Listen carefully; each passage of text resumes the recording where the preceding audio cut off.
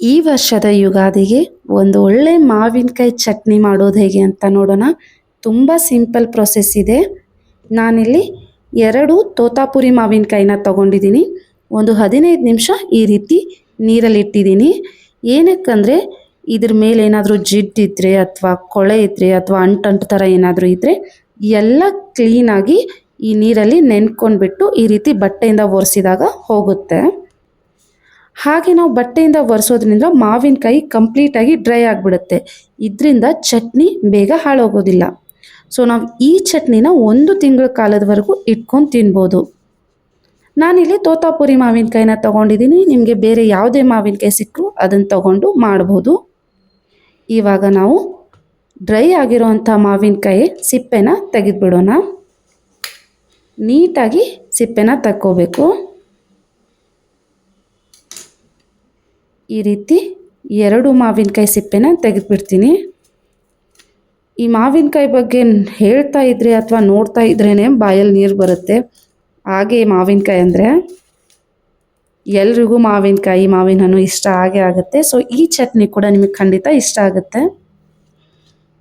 So ಇವಾಗ ಸಿಪ್ಪೆ ತೆಗೆದಿರೋ ಮಾವಿನಕಾಯಿನ cut ಮಾಡ್ಕೊಂಡು ಬಿಡ್ತೀನಿ.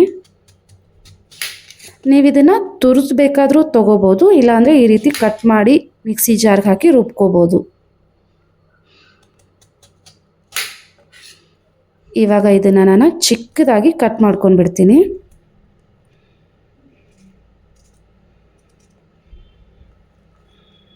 ಮಿಕ್ಸಿ ಜಾರ್ಗೆ ಹಾಕ್ಕೊಂಡ್ಬಿಟ್ಟು ನುಣ್ಣಗೆ ರುಬ್ಬೋ ಹಾಗಿಲ್ಲ, ಸ್ವಲ್ಪ ಕಡಿಮೆ ರುಬ್ಕೊಂಡ್ರೆ ಸಾಕು. ಮಧ್ಯೆ ಒಂದೊಂದು ಕ್ಯೂಬ್ಸ್ ಉಳಿದಿದ್ರೂ ಪರವಾಗಿಲ್ಲ, ಟೇಸ್ಟ್ ಚೆನ್ನಾಗಿ ಬರುತ್ತೆ. ಮಧ್ಯೆ ಮಧ್ಯೆ ಮಾವಿನಕಾಯಿ ಕ್ಯೂಬ್ಸ್ ಬಾಯಿಗೆ ಬಂದರೆ. ಸೊ ನೋಡಿ ಈ ರೀತಿ ರುಬ್ಕೊಂಡು ಬಿಡಬೇಕು. ಇವಾಗ ನಾನು ಒಂದು ಬಾಣಲಿಗೆ ಒಂದು 3ರಿಂದ 4 ಸ್ಪೂನಷ್ಟು ಎಣ್ಣೆನ ಹಾಕ್ಕೊಳ್ತಾ ಇದ್ದೀನಿ.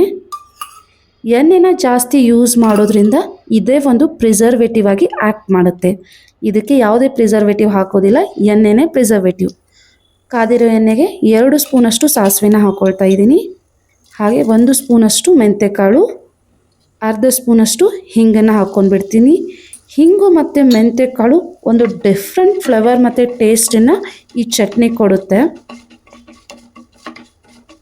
ಸಾಸಿವೆ, ಮೆಂತ್ಯಕಾಳು, ಹಿಂಗು ಎಲ್ಲ ಸ್ವಲ್ಪ ಚೆನ್ನಾಗಿ ಬೇಯಿಸ್ಕೊಂಡ್ಬಿಟ್ಟು ಇದಕ್ಕೆ ನಾನು ರುಬ್ಬಿಟ್ಕೊಂಡಿರೋವಂಥ ಮಾವಿನಕಾಯಿ ಪೇಸ್ಟ್ನ ಹಾಕ್ಕೊಳ್ತಾ ಇದ್ದೀನಿ. ಮೇಜರಿಂಗ್ ಕಪ್ಪಲ್ಲಿ 1 ಕಪ್ನಷ್ಟು ಆಗಿದೆ ಇದು. ಸೊ ಇದನ್ನು ಚೆನ್ನಾಗಿ ಒಂದು 10 ನಿಮಿಷ ಬೇಯಿಸ್ಕೊಂಡು ಬಿಡೋಣ. ನೋಡಿ ನೀಟಾಗಿ ಡ್ರೈ ಆಗಿದೆ. ಇದು ಸ್ವಲ್ಪ ನೀರಿನ ಅಂಶ ಇತ್ತು, ಅದು ಕೂಡ ಹೋಗಿದೆ. ಇದಕ್ಕೆ ನಾನು 1 ಸ್ಪೂನಷ್ಟು ಅರಿಶಿನ ಹಾಕ್ಕೊಂಡ್ಬಿಡ್ತೀನಿ. ಹಾಗೆ ರುಚಿಗೆ ತಕ್ಕಷ್ಟು ಉಪ್ಪನ್ನು ಹಾಕ್ಕೊಳ್ತೀನಿ. 1 ಸ್ಪೂನ್ ಆದರೆ ಸಾಕು. ನೀಟಾಗಿ ಮಿಕ್ಸ್ ಮಾಡ್ಕೊಂಡು ಬಿಡೋಣ.